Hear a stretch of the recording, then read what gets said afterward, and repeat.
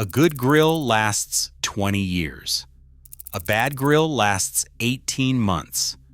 And the difference between the two is almost never visible in the showroom. The paint looks the same.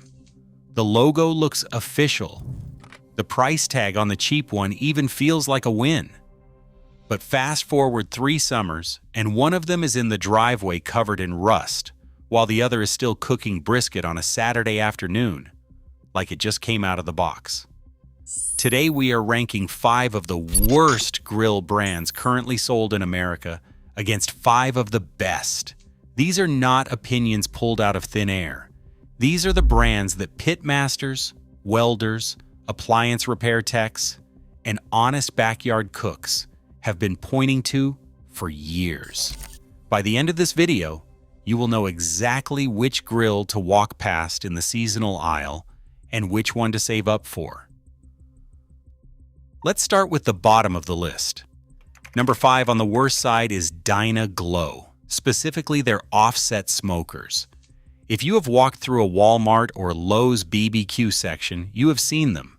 A big cook chamber, a shiny side firebox, the look of serious Texas equipment. But pick up a corner in the store. The metal is 14 gauge or thinner, which is barely heavier than a roasting pan. A real offset smoker is built from 1/4-inch plate steel because that thickness holds heat and survives the thermal shock of a live fire. A Dyna-Glo loses heat fast. And on any windy day, you are just pumping smoke into the neighborhood without getting any temperature out of it. The door seals leak, the firebox warps, and the paint burns off inside the cook chamber on your very first fire. Number 4 is Expert Grill, the house brand at Walmart. Expert Grill is what is called a private label operation. That means the name on the lid is not the company actually building the grill. Walmart sources whatever factory gave them the lowest price that quarter and applies the Expert Grill sticker. One year, the pellet model ships with a decent controller. The next year, the same model number ships with a controller that drifts 30 degrees mid-cook. The warranty is technically a year, but try filing a claim on a private label grill and see how far you get. Most buyers walk it back to the store and settle for a credit. Number 3 is Char-Broil, specifically the entry-level gas grills stacked 3 high at every home improvement store in America. The brand has built decent grills at higher price points. The problem is the $200 propane models they flood the market with every spring. The firebox is painted steel rather than stainless, which means it warps after 1 season. The grease tray sits directly under the burners, which turns every drip into a flare-up that chars whatever you are cooking. And when a burner finally rusts through, which it will, the replacement kit costs so much that buyers just throw the whole grill away and buy a new one. That is not a bug in the business model. That is the business model. Number 2 on the worst side is Nexgrill. You see them stacked at Costco and Home Depot every spring looking much nicer than the price tag suggests. But open one up after 2 seasons and the story changes. The cast aluminum side shelves crack at the mounting points. The igniter assembly on the mid-tier models has a reputation for failing inside the first summer. And the burner tubes rust through from the inside out because the metal is too thin to survive actual cooking temperatures. Ask any Costco return desk what gets wheeled back in September. Pallets of Nexgrills. And topping the worst list at number 1 is Kenmore. This one stings because the brand used to mean something. Back when Sears owned it, Kenmore had its own engineering team, real quality control, and a parts network that could keep a grill running for 30 years. After Sears collapsed, the Kenmore name was licensed out to a rotating cast of manufacturers. Today, a Kenmore grill might be built by one factory this year and a completely different one next year. The reviews swing wildly.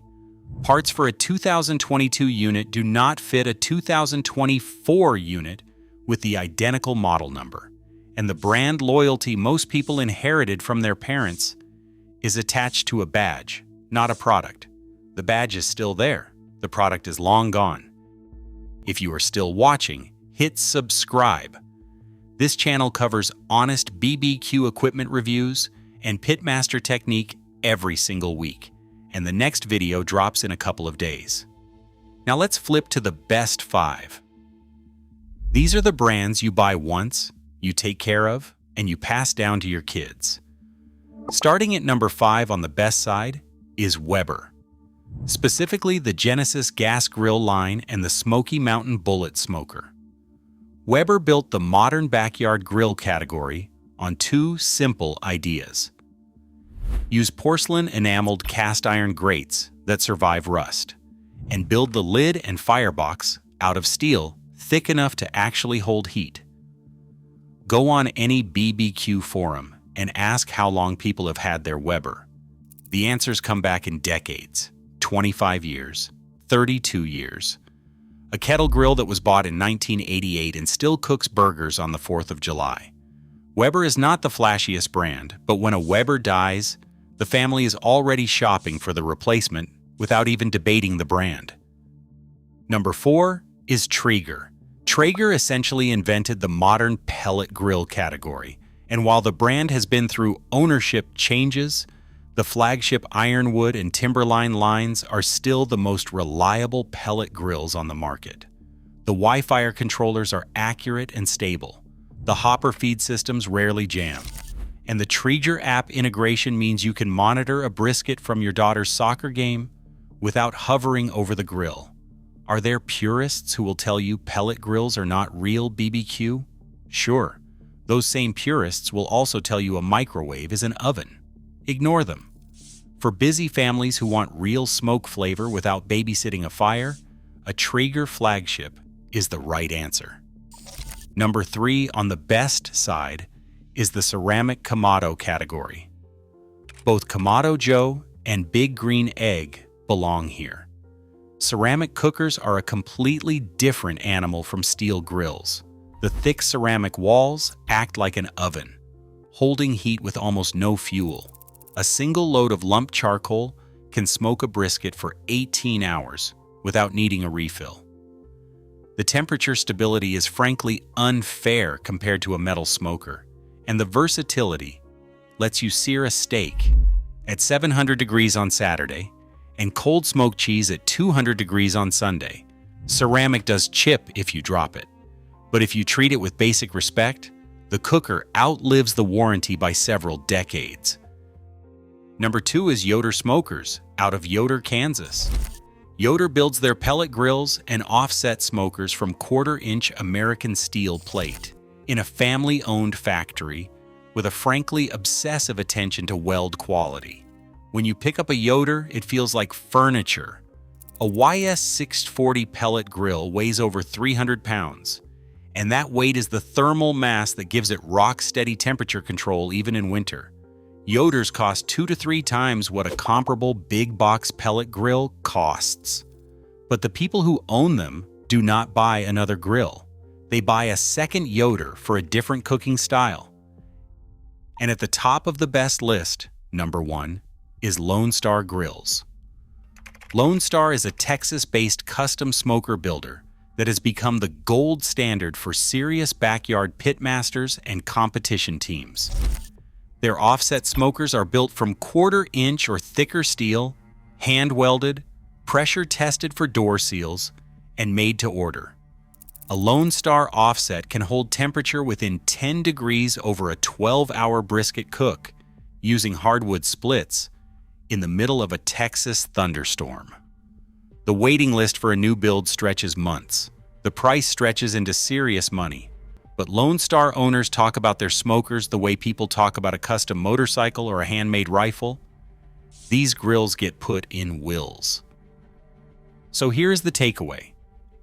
The worst brands share a common pattern: thin metal, rebranded factories, weak warranties, and business models that depend on you coming back to the store every 3 years to buy a replacement. The best brands share the opposite pattern. Thick metal, stable ownership, warranties that mean something, and business models that depend on you telling your neighbor about the grill 10 years after you bought it. The cheap grill costs you every 4 years. The real grill costs you once. And the weekend you lose rebuilding or returning a failed grill is time you will never get back from your summer. If this breakdown saved you from a bad purchase, or if it named the brand you already regret, drop a comment below. We read every single one, and the next video walks through the exact buying signals to look for in person when you are standing in front of a grill you have never seen before. Subscribe so you do not miss it. And until then, keep the fire clean, the cook steady, and the bad brands out of your backyard.